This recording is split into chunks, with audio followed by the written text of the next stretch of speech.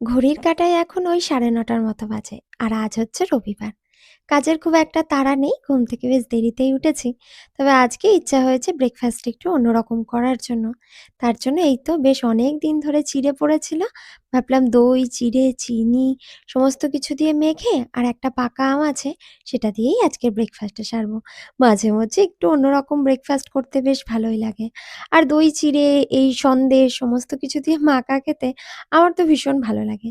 ছোটবেলায় ঠাকুমা এরকমভাবে মাখতো, আমি তো ওত পেতে বসে থাকতাম, কখন ঠাকুমা ডাকবে। বিশেষ করে ওই যে উপোসের দিনগুলো থাকতো, একাদশী, পূর্ণিমা, ওই দিনগুলোতে আমরা কিন্তু ঠাকুমার হাতের এই মাখাটা নারকেল কোড়া দিয়ে খেতে ভীষণ ভালোবাসতাম। এই কদিন তো আমাদের এখানে খুব বৃষ্টি হচ্ছিল, তবে আজকে আর বৃষ্টিটা হচ্ছে না। ওই মেঘলা, মেঘলা ওয়েদার হয়ে রয়েছে।